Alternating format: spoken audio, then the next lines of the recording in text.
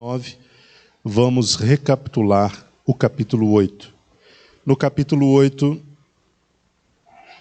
Lucas fala sobre o período da perseguição liderada pelo apóstolo Paulo, que na época era chamado de Saulo. Paulo era um nome judeu, Saulo era um nome que ele tinha ali, no círculo do Império Romano. Tá? Só para os irmãos saberem a diferença. Saulo era o nome que Paulo tinha enquanto cidadão romano, e Paulo era o nome que ele tinha enquanto alguém pertencente ao povo judeu. Então, o Lucas, que é o escritor de Atos dos Apóstolos, ele começa o capítulo 8 dizendo que Saulo estava aprovando o assassinato de Estevão, e em seguida prossegue dizendo que foi Saulo o responsável por estabelecer um período inicial de perseguição contra a igreja em Jerusalém. E esta perseguição fez o que com a igreja? Fez o que com os crentes? Os espalharam, com exceção dos apóstolos. É interessante que o texto também diz, no versículo 4, que enquanto estes que foram espalhados andavam pelo mundo, eles faziam o que em contrapartida? Pregavam o evangelho, ou pregavam a palavra por onde quer que eles fossem. Eu disse aos irmãos que Jesus Cristo, em Marcos 16:15, quando ele diz, ide por todo mundo, pregai o evangelho, ele estava falando sobre um evangelho que deve ser pregado enquanto se está a caminho, de onde quer que seja. Enquanto se anda pelo mundo, se prega o evangelho. Foi isso que os crentes fizeram. Com o advento da perseguição, eles foram dispersos e por onde iam, pregavam a palavra do Senhor. Bem que com a ocasião da dispersão ou da diáspora, o diácono Filipe desce para uma região, desce para a cidade da Samaria e ali começa a anunciar a Cristo. E ele obteve grande êxito no seu trabalho de evangelização, porque as pessoas não apenas ouviam o que Filipe dizia, mas também viam os milagres que ele realizava através do nome de Jesus. E quais eram estes milagres, estes sinais e estas maravilhas? Versículo 7 diz: eram espíritos imundos que abandonavam as pessoas aos berros, um grande número de paralíticos e aleijados curados. Então, dentre as muitas coisas que aconteceram, estavam estas. Considerando este grande momento em Samaria, onde a palavra de Deus chegou, e onde Deus também, através de Filipe, começou a realizar grandes maravilhas, a cidade se encheu de grande alegria. Porque é isso que acontece em qualquer lugar onde um homem de Deus, uma mulher de Deus, que entendeu o seu chamado, que está ciente do seu propósito, chega. Quando o crente que sabe para o que está aqui, para o que Deus lhe chamou para fazer, quando ele entende a sua chamada, a sua identidade, onde ele chega, é isso que ele provoca. Ele provoca o anúncio de uma mensagem poderosa de boas novas, e também ele provoca um ambiente de milagres. Samaria estava reduzida a uma condição, espiritualmente falando, deplorável. A mentira estava se instaurando na cidade. Mais adiante, Lucas vai falar daquele feiticeiro chamado Simão.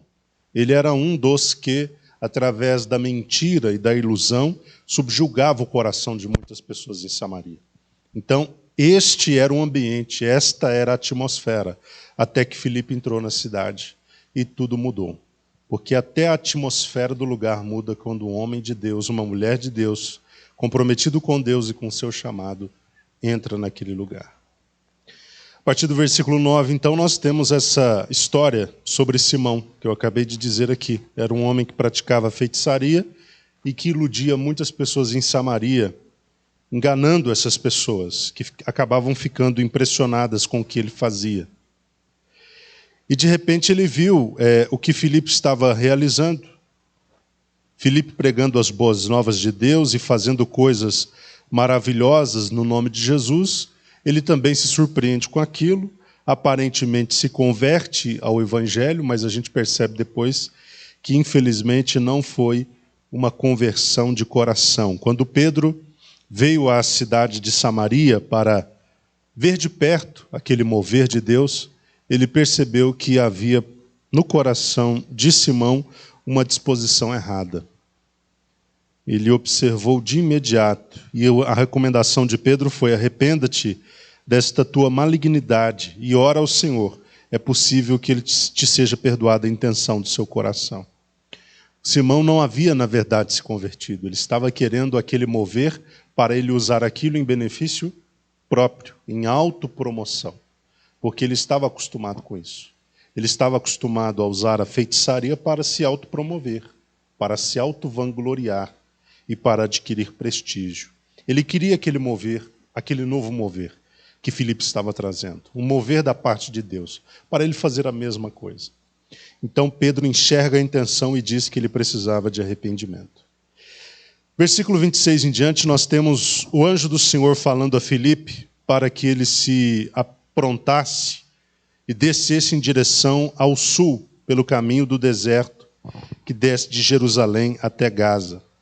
No caminho, o texto diz que ele encontrou um etíope, que era oficial administrador dos tesouros de Candace, que era a rainha dos etíopes. Este homem havia vindo a Jerusalém para adorar a Deus e, retornando para casa, sentado na sua carruagem, ele começou a ler o livro do profeta Isaías.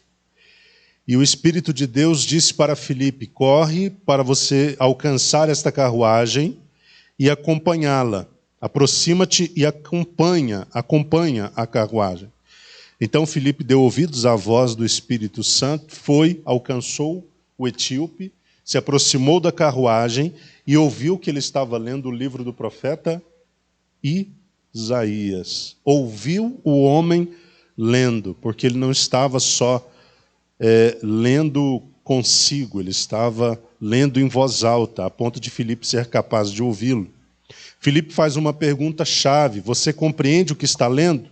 E ele responde: como eu posso compreender se não há alguém que me explique? Filipe então enxergou uma oportunidade ali. Subiu na carruagem, sentou ao lado do homem e começou a explicar o que queria dizer aquele texto. Porque o texto falava sobre Jesus, o Cordeiro de Deus, que havia de ser levado como ovelha ao matadouro, como cordeiro diante dos tosqueadores, não abriu a sua boca e assim por diante. Então Filipe começa a falar sobre o que significava aquilo. Aquele homem, tocado pela mensagem contida em Isaías e pela explicação de Filipe, com base nessa mensagem, ele vê uma porção de água e pergunta: mas o que nos impede então, ou o que me impede então de ser batizado? Filipe disse: olha, o critério ou a recomendação é que você creia de todo o coração. Versículo 37. A orientação foi esta: tu podes se crês de todo o coração. O eunuco responde confessando sua fé: eu creio que Jesus Cristo é o Filho de Deus. Então a carruagem parou, Filipe desceu com o homem, o batizou, e quando Filipe saiu da água, o Espírito do Senhor de repente lhe arrebatou. E Filipe já não mais foi visto. Filipe apareceu em Azoto e, indo para Cesareia, fazia a mesma coisa que fazia por toda parte. Pregava o evangelho em todas as cidades. Chegamos no capítulo 9, que é o capítulo de hoje, onde nós vemos a conversão de um grande expoente da igreja, que é Saulo, ou Paulo. É interessante que quando a gente conta a história de Paulo, a gente percebe como um homem devidamente preparado pode ser muito melhor utilizado por Deus. Eu não estou dizendo que o conhecimento ele é a peça-chave para te colocar como alguém usável. Não estou dizendo isso. A história da nossa igreja, da nossa denominação, mostra que muitos servos de Deus fizeram a obra de Deus de forma muito empenhada e com resultados excelentes e que não tinham muito conhecimento, não tinham muito preparo, não satisfariam talvez muitos dos requisitos impostos hoje aos novos líderes. Mas tiveram sucesso, porque conhecimento não é a peça-chave para você ser admitido num chamado, obviamente. Mas a gente não pode ignorar o fato de que pessoas com maior preparo têm mais condições de ser melhor usadas por Deus. Domingo eu preguei aqui sobre a travessia do Rio Jordão, e no terceiro ponto eu falei sobre a questão da preparação. O que nós estamos fazendo do lado de cá do Jordão? Porque o Jordão tem dois lados, o lado de lá, que é o da promessa alcançada, o lado de cá, que é o tempo que Deus dá para que a gente se prepare da forma que pode. Para quando ouvirmos o sim de Deus, a hora de entrar e atravessar, nós estejamos prontos. É fundamental que nós possamos, durante o período que estamos de cá, reunir, portanto, tudo o que a gente puder reunir a nível de conhecimento, de informação, de desenvolvimento, de aprimoramento. É necessário que do lado de cá a gente se aprimore nas relações com as pessoas, a gente se aprimore na relação conosco mesmo, a gente se aprimore na relação com Deus. É necessário que do lado de cá a gente cresça no conhecimento, cresça na graça, cresça na unção, enfim, que a gente se prepare de todas as formas possíveis, porque isso vai dar extensão ao agir de Deus na nossa vida. Por que Paulo teve um ministério de tamanha extensão? É porque ele tinha uma preparação de alto calibre. Quanto mais preparado você for na vida, tanto mais longe Deus pode te levar no seu ministério. Por que algumas pessoas estão entre os grandes? Quando eu digo grandes, grandes humanamente falando. Estão lá entre os presidentes, entre os governadores, entre os líderes de diversos setores, e outros não estão. Porque, obviamente, eles estão mais preparados do que aqueles que não estão lá, do que os que não chegaram lá. Então nós precisamos estar preparados, porque o nosso Deus pode fazer coisas infinitas através de nós. Mas quem vai dar a extensão disso somos nós mesmos. Se eu me preparo pouco, Deus pode me usar pouco. Ou melhor, colocar o meu ministério com uma extensão menor. Mas se eu me preparo ao máximo, se eu aproveito o tempo do lado de cá para investir tudo o que eu posso, para obedecer tudo o que eu posso, para me santificar tudo o que eu posso, para me conectar às pessoas da melhor forma que eu posso, eu estou me preparando para ter mais extensão no meu ministério. Por que Moisés foi um homem de grande extensão? Porque era um homem de grande preparação. Então nós precisamos entender isso. Paulo foi onde os outros apóstolos não foram. Ele conversou com quem os outros apóstolos não conversaram. Ele tinha virtudes que os outros apóstolos não tinham. Mas porque ele havia se preparado. Ele havia se preparado. Prepare-se ao máximo. Prepare-se em todas as áreas que puder, e prepare-se ao máximo, porque quando Deus disser que é o momento, você está pronto para ser usado com grande extensão. Essa palavra aqui é chave para a sua vida. Prepare-se ao máximo do lado de cá. Isso vai dar extensão para você do lado de lá. Escute esse conselho. Amém, queridos? Escute esse conselho. Prepare-se no que puder. Aperfeiçoe-se no que puder, nas áreas que você identifica que você precisa aprimorar muito ainda. Aprimore rápido e aprimore enquanto está do lado de cá.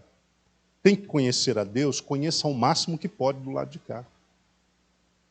Porque quando chegar o momento de atravessar e de usufruir das promessas, você já está pronto para isso. O apóstolo Paulo foi um homem que teve grande extensão no ministério porque teve grande preparação. Capítulo 9, versículo 1 diz: Entremente Saulo ainda respirava ameaças de morte contra os discípulos do Senhor. Dirigindo-se ao sumo sacerdote, pediu-lhe cartas para as sinagogas de Damasco. Vejam com que intenção ele procurou o sumo sacerdote. Pedir cartas para as sinagogas de Damasco. De maneira que, eventualmente, encontrando ali homens ou mulheres que pertencessem ao caminho era a nomenclatura que se dava ao cristianismo, estivesse autorizado a conduzi-los presos a Jerusalém. Essas cartas eram autorizações, ok? Se ele fosse de algum modo questionado por sua atitude, ele tinha um documento provando que ele tinha a chancela do Sinédrio, a chancela do sumo sacerdote para fazer o que estava fazendo. Por isso ele pede as cartas. Ele desce a Damasco com esse intuito, perseguir os crentes que por acaso houvesse lá. Versículo 3. Entretanto, durante sua viagem, quando se aproximaram de Damasco, ou seja, ainda não estavam na cidade, mas próximo dela, subitamente uma intensa luz vinda do céu resplandeceu ao seu redor. Foi algo surpreendente, nem o próprio apóstolo Paulo imaginava passar por uma situação como a que ele passou ao caminho de Damasco. Nem a igreja imaginava que poderia ser dessa forma. Ele estava descendo para perseguir os crentes e de repente uma luz vinda do céu resplandece ao redor. Versículo 4. Então ele caiu por terra e ouviu uma voz que lhe afirmava: Saulo, Saulo, por que me persegues? Ao que ele inquiriu: quem és, Senhor? A luz não lhe permitia ver quem era. Ele ouviu a voz, mas a luz não lhe permitiu ver quem era. E ele disse: eu sou Jesus a quem tu persegues. Contudo, levanta-te e entra na cidade. Qual cidade, queridos? Damasco, que era a cidade para onde estava a caminho. Pois lá alguém te revelará o que deves fazer. Os homens que acompanhavam Saulo na viagem caíram emudecidos. Quer dizer, a luz resplandeceu para todos, inclusive para aqueles soldados que acompanhavam Saulo na viagem. Caíram emudecidos, ou seja, sem palavras, podiam ouvir a voz, mas a ninguém viam. Saulo ergueu-se do chão e, abrindo os olhos, não conseguia ver coisa alguma. Então, guiado pela mão, foi conduzido até Damasco. Ele ficou imediatamente cego. Por 3 dias esteve cego, durante os quais não comeu, nem mesmo bebeu. Versículo 10 fala sobre um discípulo chamado Ananias, que estava na cidade de Damasco, discípulo do Senhor. E havia em Damasco um discípulo chamado Ananias. O Senhor o chamou em visão: Ananias, diante do que prontamente respondeu: eis-me aqui, Senhor. É interessante observarmos, queridos, como Deus vai fazendo tudo de forma organizada, simultânea, sequencial. Se lá no caminho de Damasco Deus estava interpelando a trajetória de um homem para salvá-lo, por outro lado, Deus já estava despertando um discípulo fiel com as orientações que ele precisava dar a este que acabara de ser transformado. Olha como Deus vai fazendo as coisas de forma muito organizada. Deus não espera para ver o que vai acontecer para definir o próximo passo. A linha toda está pronta, a trajetória toda está pronta. O passo a passo já foi estabelecido. Ananias responde positivamente: eis-me aqui, Senhor. Se ele responde, é porque ele estava em sintonia com a voz que falava com ele. Eu já falei muito sobre estar em sintonia com o Espírito Santo. O Espírito Santo é uma pessoa e, sendo uma pessoa, fala o tempo inteiro. E talvez alguns crentes perguntam: mas por que não ouço? Porque não está na sintonia. É como uma rádio. Você quer ouvir a 107, você não pode ouvir estando na 95. Você precisa estar na frequência que você quer ouvir. Se você está ouvindo muito a frequência do mundo, é porque você está nessa frequência. Mas se você está ouvindo a frequência do Espírito, é porque você está na frequência do Espírito. Nós precisamos estar nessa frequência onde Ele, ao chamar-nos, nós prontamente ouvimos e podemos dizer: eis-me aqui, Senhor. Imagine, isso deve ser maravilhoso também para Deus. Saber que dentro da igreja Ele pode falar e os crentes ouvirem. Não é uma bênção isso? Eu acho que para o Espírito Santo deve ser um desprazer estar chamando alguém e esta pessoa simplesmente não ouvi-lo. Imagina o Espírito Santo chamando-nos pelo nome e nós agindo como se não estivéssemos ouvindo. É chato isso, até para o Espírito Santo. O Espírito Santo quer ser alguém que, quando falar, ele seja imediatamente ouvido por aquele a quem ele está falando. Então, quando Ananias ouve o Senhor, quando o Senhor chama Ananias, ele ouve imediatamente. E ele diz: eis-me aqui, ou seja, eu estou pronto. O que o Senhor quer que eu faça? O Senhor precisa de mim no quê? Então o Senhor lhe disse: apronta-te e vai à rua que se chama direita, e procura na casa de Judas por um homem de Tarso chamado Saulo. Eis que ele está em oração neste momento. Saulo, apesar de recém-convertido, ele era já de um tempo fariseu. Ele era um doutor da lei. Ele era um homem zeloso naquilo que fazia. Então era um homem que, de certa forma, procurava ter com Deus um relacionamento. Ele está aqui na casa de Judas em oração, mas ele está em oração para quê? Talvez para que aquela voz que começou a falar desse os desdobramentos da vontade. Vocês estão entendendo isso? Aquela voz que falou: olha, Saulo, Saulo, por que me persegues? E ele fica ali sem saber exatamente o que estava acontecendo. Ele se apresenta: eu sou Jesus a quem você persegue. E ele fica cego. Agora ele está tentando entender quais são os próximos desdobramentos da vontade desse homem que com ele começou a falar no caminho. Então ele está em oração. E Ananias é informado que ele seria encontrado em oração. Versículo 12: e acaba de ter também uma visão, na qual um homem chamado Ananias se aproxima e lhe impõe as mãos para que volte a enxergar. Olha só, Deus chamando Ananias, agora Paulo já está na casa de Judas e já está mostrando a Judas que Ananias iria ajudá-lo. Está vendo como Deus é um Deus organizado? Tudo acontecendo como tem que acontecer, de forma organizada. Aparece a Paulo em Damasco. Aparece a Ananias dizendo que Paulo estaria na casa de Judas. Depois aparece a Paulo dizendo: já apareci a Ananias e falei para vir te ajudar. Então Deus é um Deus de comunicação, um Deus que está falando o que está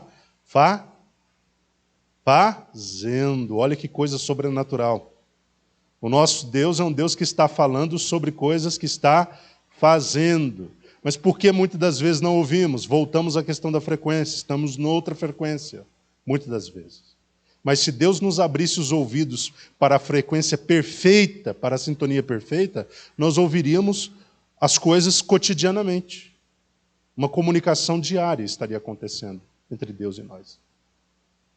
Porque Ele está sempre falando aos seus servos quais serão os próximos movimentos, quais serão as próximas ações.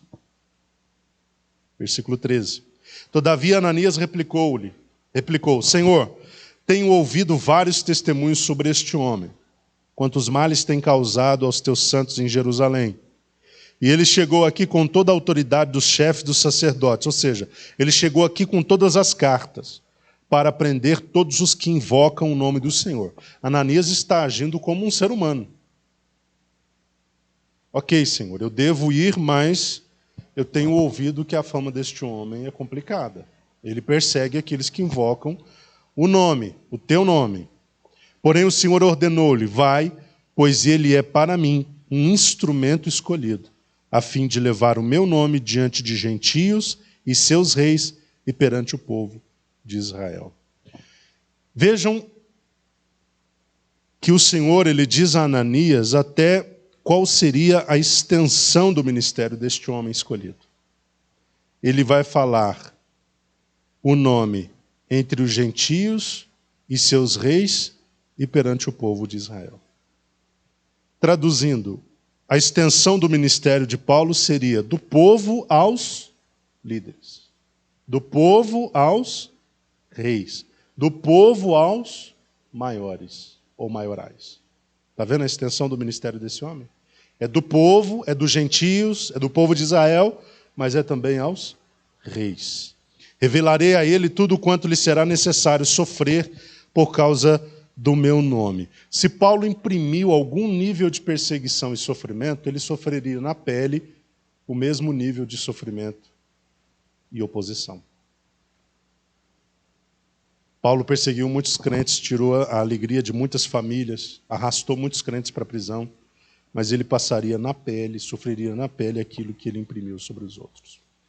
Então Ananias foi, versículo 17, entrando na casa de quem? Judas. Impôs sobre ele as mãos, declarando: irmão Saulo. Ananias está considerando que já houve um trabalho de transformação e conversão. O Senhor Jesus, que lhe apareceu no caminho por onde vinhas, Enviou-me a ti para que tornes a ver e fiques pleno do Espírito Santo. O que acontece imediatamente após esta fala de Ananias? Versículo 18. Imediatamente lhe caíram dos olhos algo parecido com umas escamas, e ele pôs a ver de novo. Em seguida, levantando-se, foi batizado. O batismo é, no cristianismo, uma cerimônia, vamos dizer assim, de iniciação. Concordam? Uma cerimônia de iniciação. O crente, quando tem que ser iniciado na fé, efetivamente falando, ele passa pelas águas do batismo. Foi o que aconteceu com Paulo. Ele estava agora começando a fazer parte do caminho. Passaria a ser servo de Cristo. Portanto, foi batizado. 19. E depois de alimentar-se, ganhou novas forças e passou vários dias na companhia dos discípulos em Damasco. Em outras palavras, passou alguns dias congregando na igreja de Damasco. Tá? Quando eu digo igreja, não estou falando de estrutura física, tá, queridos? Porque até então a igreja estava começando.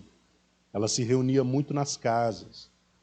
Então, quando eu falo igreja, eu estou falando de pessoas. Ele passou um tempo congregando com as pessoas, servindo a Deus com as pessoas de Damasco. Versículo 20. Logo após, Saulo começou a pregar nas sinagogas que Jesus é o Filho de Deus. Vejam que Saulo não perdeu tempo. Isso é poderoso. Que transformação foi essa? De um lado, perseguidor, do outro, agora um homem transformado que já está evangelizando e falando sobre o nome que ele atacava. Uma transformação rápida. Ele passou de perseguidor a evangelista. Já estava nas sinagogas. Sinagoga era o lugar de encontro de que povo? Dos judeus. E ele estava nas sinagogas falando que Jesus é o Filho de Deus. 21. Todos quanto o ouviam ficavam atônitos e indagavam: ora, não é este o homem que em Jerusalém buscava destruir aqueles que invocavam o nome? E não é ele mesmo que tinha vindo aqui com a finalidade de detê-los e levá-los à presença dos principais sacerdotes? Quer dizer, isso causou espanto nas pessoas. O discurso novo de Paulo, o novo discurso dele, provocou perplexidade. Apesar disso, Saulo se fortalecia cada vez mais e deixava perplexo os judeus que viviam em Damasco, ao comprovar que Jesus era mesmo o Messias. Então, havendo passado muito tempo, os judeus se reuniram e decidiram matá-lo. Aqui começou o princípio da perseguição contra Paulo. Ele começa a sentir agora na pele o que é sofrer por causa do nome, ou por causa do caminho. Versículo 24. Entretanto, as informações sobre a cilada que estava sendo tramada chegou aos seus ouvidos de Paulo. Dia e noite, os judeus espreitavam as portas da cidade na expectativa de assassiná-lo. Eu já disse aos irmãos aqui que é isso que as pessoas que não suportam a verdade fazem. Elas querem calar a voz de quem está denunciando o erro delas. João Batista pregava os erros de Herodes. O que fizeram com João Batista? Cortaram seu pescoço. O apóstolo Paulo denunciava os erros dos judeus. O que quiseram fazer com Paulo? Matá-lo. É isso que aqueles que não querem a verdade querem fazer com quem está expondo a verdade. Eles querem assassinar. Eles querem matar. Porque o ser humano odeia ouvir a verdade. Odeia. E o ser humano reage dessa forma, reage de forma violenta com quem fala a verdade. Porque a verdade é algo que liberta, mas que é algo difícil de se ouvir. Que a verdade vai contra aquilo que nós somos, ou estamos sendo. A verdade vem expor os nossos flagelos, as nossas misérias. A verdade, ela vem lançar luz sobre coisas que a gente quer manter oculto, escondido. A verdade lança luz sobre coisas que a gente não quer reconhecer. Então, por essa razão, quando a verdade ela é pregada, muitas pessoas que estão na mentira querem matar este que está falando a verdade, porque a verdade, ela confronta. Versículo 25. Porém, os discípulos de Saulo o conduziram na calada da noite e o ajudaram a descer dentro de um cesto através de uma fissura que havia na muralha da cidade. Que maravilha ter pessoas. Eu falei que aquele que está do lado de cá do Jordão precisa investir até no relacionamento com as pessoas. Porque seria bom, irmão, se a gente vivesse numa ilha deserta, vivendo por si, para si, dependendo unicamente de si. Mas na vida prática, não é assim que as coisas funcionam. Eu nunca posso dizer, eu não preciso de ninguém. Nós somos seres que estão em sociedade. A gente precisa das pessoas. Vejam que se não fossem as pessoas, Saulo estaria em dificuldade agora. Ele correndo o risco de vida, e quem socorreu Saulo para preservar-lhe a vida? As pessoas. É por essa razão que a gente tem que se conectar ao maior número de pessoas. Estar envolvido com as pessoas, nos relacionarmos com as pessoas, interagirmos com as pessoas, porque são as pessoas que, inclusive, vão nos promover. Não sei se os irmãos sabem disso. Quem é que Deus vai usar para honrar você? Os anjos? As pessoas? Com quem você se relacionou? A quem você se conectou? Pessoas a quem você socorreu? São elas que vão te promover depois. São elas que vão preservar a sua vida depois. Então, por essa razão que a gente tem que criar um ambiente onde nós tenhamos relacionamento com as pessoas. Isso é fundamental para a nossa vida. Não apenas vida cristã dentro da igreja, como seres que estão espiritualmente ligados a Deus. Estou falando como seres do mundo, que estão no mundo. Nós precisamos das pessoas. Precisamos estar ligados a elas. Paulo estava ligado a pessoas. E as pessoas lhe ajudaram a descer dentro de um cesto. Se Paulo não tivesse relacionamento com as pessoas, ele podia entrar no cesto, mas quem ia segurá-lo para ele descer? Ele tem que pular de lá, né? Vocês estão me entendendo? É tão bom quando você sabe que tem pessoas. Tem pessoas que estão com você, conectadas a você, que vão te ajudar. Não necessariamente vão estar conectadas a você a vida toda. E não necessariamente vão estar próximas a você a vida toda e vão te ajudar a vida toda. Mas existem fases da vida onde determinadas pessoas estão conectadas a nós, dentro de uma vontade de Deus, justamente para nós as ajudarmos e para que elas também nos ajudem. E a gente não pode rejeitar isso. Pode ser que mudando a fase, mude a rede de relacionamentos. Pode acontecer isso? Né? Eu tenho amigos da minha adolescência que não são meus amigos mais hoje. Serviram a um propósito, já não estão mais aqui. Assim como eu na vida deles, servi a um propósito na vida deles, mas não estou mais na vida deles. Porque faz parte também. Eu me conecto a pessoas, elas estão na minha rede de relacionamento, elas me suportam, eu as suporto, mas não necessariamente toda a vida. Elas vêm, cumprem um propósito na nossa vida e elas podem ir, enquanto outras podem atravessar a vida conosco. Eu estou falando que isso não acontece. Mas, às vezes, algumas pessoas vêm, entram na nossa rede de relacionamento, pontualmente falando. Elas cumprem o propósito delas na nossa vida e depois se vão. E ótimo, tranquilo que foram. Foram, mas sem inimizade, foram, mas sem discussões, brigas. Foram, simplesmente foram, porque elas nos acompanharam um dado trajeto do caminho. Mas não era propósito que nos acompanhassem até o final do caminho. Mas foram importantes. Então a gente tem que entender o papel das pessoas. São elas que Deus vai usar, não tem outro instrumento. Deus vai usar são as pessoas. A gente precisa estar conectado de forma correta com elas, porque são elas que vão nos dar suporte uma vida inteira. E, inclusive, são elas que vão nos promover. São elas que vão nos honrar. São elas que vão nos dar acesso a lugares onde a gente quer entrar. São as pessoas. Então conecte-se a quem você puder. Se relacione com quem você puder. Se depender de vós, tenha paz com todo mundo. É assim que a Bíblia diz que a gente tem que fazer. A gente tem que estar conectado às pessoas. Claro, tem alguns que não vão querer paz conosco. É natural que alguns não queiram. Mas se depender de nós, tenhamos paz com todos. Da minha parte, eu vou fazer 100% de mim. Vai ter 100% de dedicação da minha parte para ter paz.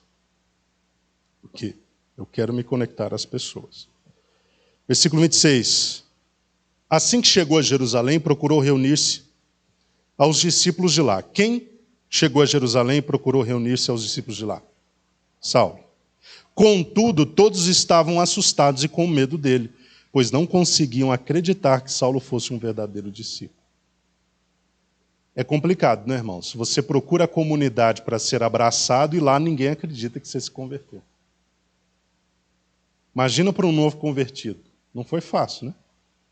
Todo mundo olhando com olhar de desconfiança. Paulo chegava, o pessoal mudava meio que de banco, não vamos ficar muito perto, vai que ele trouxe uma faca e vai esfaquear alguém aqui, de repente, no meio do culto. Então, não foi algo fácil. Ele ser admitido ali na comunidade foi muito difícil. Agora, algo que eu queria chamar a atenção dos irmãos, sobre o qual eu estava pensando dias atrás. Paulo, ele não foi aceito, ele não é que ele não foi aceito, vou melhorar a minha expressão. Ele não interagiu tão intimamente com os apóstolos de Jerusalém. Vocês reparam isso? Que nunca houve uma interação assim, absurda, entre Paulo e os apóstolos, os 12 que estavam em Jerusalém. Vocês perceberam? Se você lê as epístolas, Atos dos Apóstolos, você vai ver que a relação de Paulo é meio que a uma certa distância deles. Não é porque eles não eram irmãos, não é porque eles não se amavam, não é porque eles não se respeitavam, mas parece que não houve aquele engrenamento que talvez nós esperaríamos que houvesse. Porque Paulo, na nossa cabeça, se ele tivesse engrenado corretamente com os apóstolos, ele viveria praticamente em Jerusalém, como os 12 apóstolos viviam. Não era lá que eles ficavam? Mas Paulo não estava em Jerusalém. Ele ia esporadicamente a Jerusalém, mas ele vivia pelo mundo. Então, eu vejo que foi propósito de Deus até não permitir essa proximidade absoluta entre Paulo e os apóstolos, para fazer com que Paulo fizesse o quê? Andasse pelo mundo. Vocês estão entendendo? Porque imagina se Saulo tivesse todo interagido lá com os apóstolos. Estaria lá, talvez, não avançando tanto no seu propósito. Mas essa aparente desconexão, essa aparente desconexão empurrou Saulo para o mundo gentílico. Então Saulo foi fazer a missão dele. Vocês estão me entendendo? Que Saulo não fica muito indo lá em Jerusalém para pedir a aquiescência dos apóstolos ou para pedir a opinião deles. Ele vai fazendo o trabalho dele. Ele vai fazendo. Você vê ele ligando para Pedro, falando: ô Pedro, eu estou pensando em descer para Filipos. Será que eu devo? Né? Eu recebi uma visão. Essa visão dizia: passa a Macedônia. O que você acha? Você não vê. Ele tinha consciência do chamado dele, da missão dele. Ele foi cumprindo esse chamado, ele foi cumprindo essa missão. Agora, isso não significa que ele o fez sem respeitar a autoridade dos outros 12, tá, queridos? Entenda isso. Ele não fez desrespeitando a autoridade dos outros. A questão é que ele não estava preso aos outros. Ele estava fazendo a missão dele, cumprindo o seu chamado, fazendo a sua obra. Pode falar, Pedro.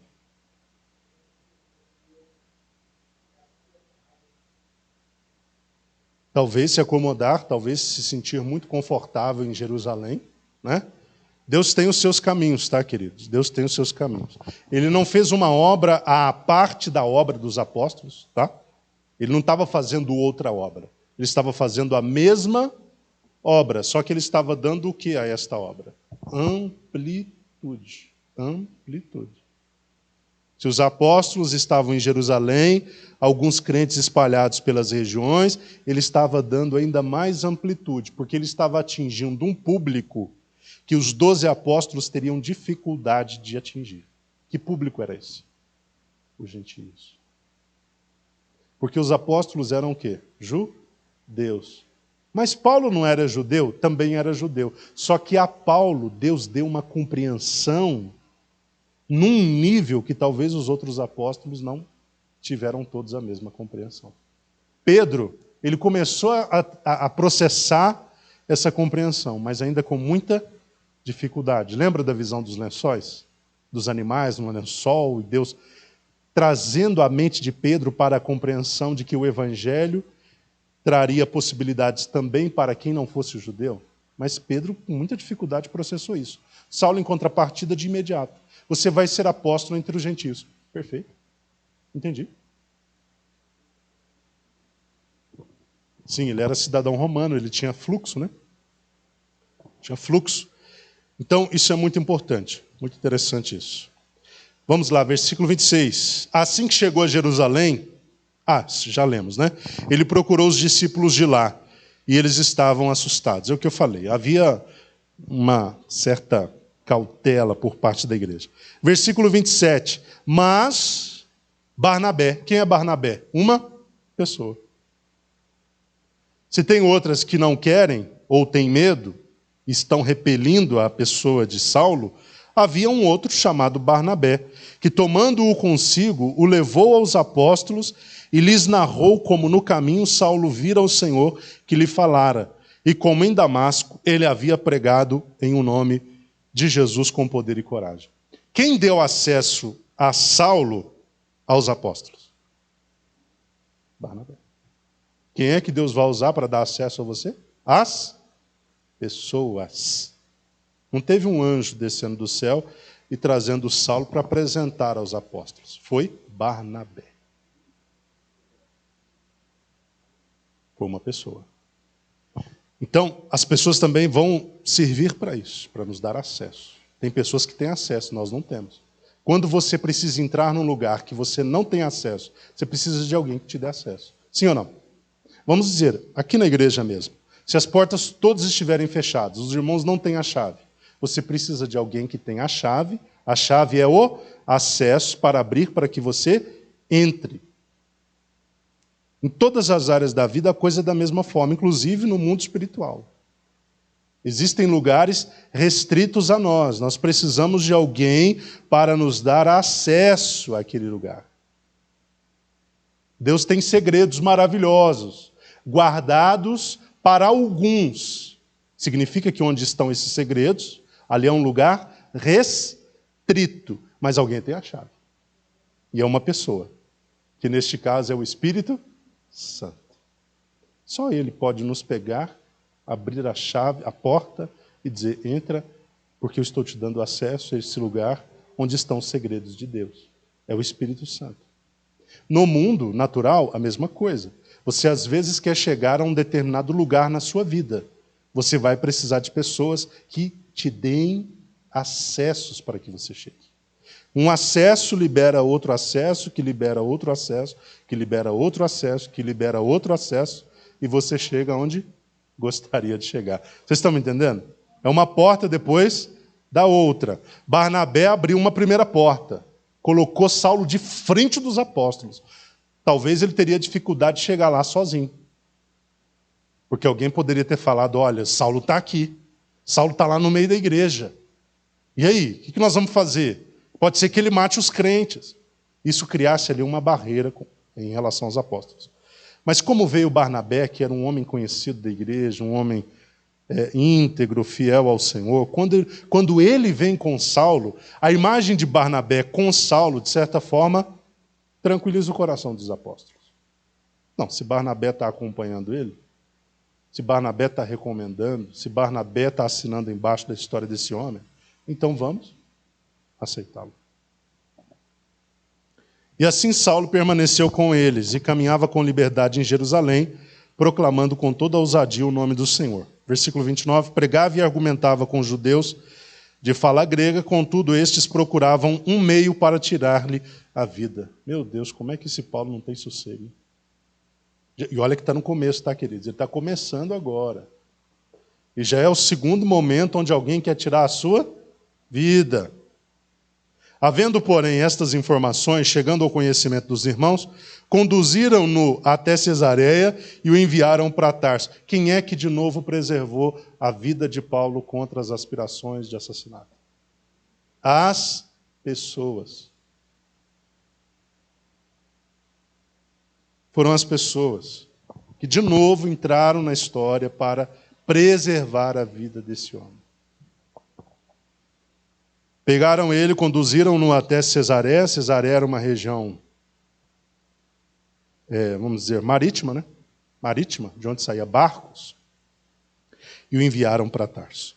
Assim a igreja passava por um tempo de paz em toda a Judéia, Galiléia e Samaria, sendo edificada e vivendo no temor do Senhor. E por meio da coragem proporcionada pelo Espírito Santo, a igreja crescia dia a dia em número. Então agora, com a conversão de Saulo, a igreja usufruía de um período de paz e o Espírito Santo ia dando à igreja coragem e crescimento. Versículo 32. Aconteceu que, viajando Pedro, por toda parte chegou também aos santos que habitavam em Lida. Ali encontrou um homem paralítico que chamava Enéas e que estava prostrado numa cama fazia 8 anos. Então Pedro lhe afirmou: Enéas, Jesus, o Cristo, cura a ti. Levanta-te e arruma a tua cama. E ele se levantou no mesmo instante. E viram-no todos os que moravam em Lida e Sarona, os quais se converteram ao Senhor. Vocês perceberam de novo o papel dos milagres na pregação do Evangelho? Pedro chegou na cidade para visitá-los, porque Pedro era apóstolo, era um dos líderes da igreja. Ele chegou na cidade para visitá-los. De repente, não apenas para visitar os santos, mas para pregar o Evangelho, obviamente. E ele se depara com um homem paralítico e cura esse homem paralítico. Qual foi a resposta das pessoas diante do que eles viram? Eles se converteram. Não é isso que diz o povo de Lida e Sarona? Se converteram ao Senhor. Se converteram por causa da mensagem que também foi validada pelos milagres. Por essa razão que eu tenho insistido tanto com isso, que nós precisamos buscar em Deus, de Deus, esse poder para a operação de milagres e maravilhas, que a palavra não chegue só de forma humana, palavras de sabedoria humana, mas que chegue também como poder de Deus. Ele pregou o Evangelho, mas também as pessoas viram o milagre, elas se converteram. 36. Entrementes havia em Jope uma discípula chamada Tabita, que em grego significa Dorcas, que se dedicava ao ministério de boas obras e ajuda financeira aos pobres. Olha o ministério dessa mulher. Qual o ministério? Boas obras e ajuda o quê? Financeira aos pobres. Socorro. Olha que ministério. Porque tem gente que acha que na igreja só há o ministério da pregação, do ensino, do louvor, da liderança. Irmãos, na igreja há centenas de ministérios. Quantos ministérios podem haver na igreja? Tantos quantos forem necessários. Quantos dons Deus pode dar à igreja? Tantos quantos forem necessários. Porque para cada ministério Deus valida um dom. Né? Então existem vários dons. A gente não pode se prender a meia dúzia de dons e achar que quem não está enquadrado na meia dúzia não tem dom de Deus. São N os dons que Deus dá. Versículo 37. Aconteceu que naqueles dias ela ficou muito doente e morreu. Seu corpo foi banhado e colocado em um quarto no andar superior da casa. Como a cidade de Lida ficava próxima de Jope, quando os discípulos ficaram sabendo que Pedro estava ali, logo enviaram-lhe 2 homens com o seguinte pedido: não te demores em vir até nós. Então, levantando-se Pedro, partiu com eles. Assim que chegou, levaram-no ao aposento do andar de cima da casa. Todas as viúvas o rodearam, chorando e mostrando-lhe os vestidos e as roupas que Dorcas havia feito para elas enquanto estava viva. Imagina que cena difícil, né, irmãos? Todo mundo ali chorando. Olha, essa foi a última roupa que ela fez. Essa foi a roupa que ela fez para o aniversário do meu filho. Essa foi a roupa que ela... Né? Não é o que se faz em velório? Tratar das últimas coisas que a pessoa fez? Então, quando Pedro chega no quarto, está todo mundo chorando, mostrando as últimas coisas que Dorcas fez. E, claro, num ambiente muito ali de luto, de tristeza. 40. Pedro pediu que todos deixassem um quarto. Olha como é que Pedro aprendeu bem com Jesus, né? Lembra da filha de Jairo? Quando ele chega na casa, ele diz o quê? Todo mundo sai. Fica só a mãe, Pedro, Tiago, mãe, pai, Pedro, Tiago e João. Ele restringiu o lugar para que no ambiente tivesse gente que acreditasse no milagre. Né? Porque quem não acredita pode sair. Mas quem acredita vai ficar aqui. A mãe, o pai, Pedro, Tiago e João. Pedro parece que está repetindo a história. Né? Em seguida, ajoelhou-se e orou. Dirigindo-se à mulher morta, ordenou-lhe: Tabita, levanta-te. Ela abriu os olhos e, vendo a Pedro, sentou-se. A seguir, Ele lhe deu a mão e ajudou-a a colocar-se em pé. Então, chamando os santos, principalmente as viúvas, apresentou-a viva. Que coisa poderosa, hein, irmãos? Que coisa poderosa. Ele manda todo mundo sair do quarto, fica ele e a mulher lá dentro, ele ora, ordena que ela volte à vida. De repente ele abre a porta, imagina a expectativa das pessoas, né? Todo mundo ali, será que foi, será que não foi, será que ele ressuscitou, será que não, será que está morto, como é que está? E de repente Pedro abre a porta acompanhado da mulher, Vivinha da Silva, 100% saudável, ressuscitada pelo poder do nome do Senhor. Isso deve ter provocado um temor absoluto. Não é? Aquele milagre também atestou o fato do Senhor estar com a igreja. Eu disse aos irmãos que os milagres também faziam esse papel. Atestar que o trabalho, a missão da igreja era a missão de Deus. Deus estava com esta igreja nesta missão. Quando Deus curava alguém, Ele estava dizendo, olha, eu estou confirmando o fato de que eu estou com esse povo, com a mensagem desse povo, com o ministério desse povo. Versículo 42 diz que este fato se tornou conhecido por toda a cidade de Jope, e foram muitos os que passaram a crer ao Senhor. Passaram a crer no Senhor? Por que razão? Porque ouviram falar do milagre. De novo, o papel do milagre, da maravilha, da cura no processo de pregação da palavra de Deus. 43. Pedro ficou muitos dias em Jope, hospedado na casa de um curtidor de peles chamado Simão. Amém, meus irmãos? Nós vamos até aqui, né? Hoje nós mais lemos do que comentamos, porque em alguns momentos será dessa forma mesmo. Se a gente fosse ater a cada detalhe, a cada personagem, a gente vai demorar muito e nós não vamos terminar Atos dos Apóstolos tão cedo. Então hoje foi mais que uma leitura com breves comentários pontuais. Semana que vem nós vamos para o capítulo 10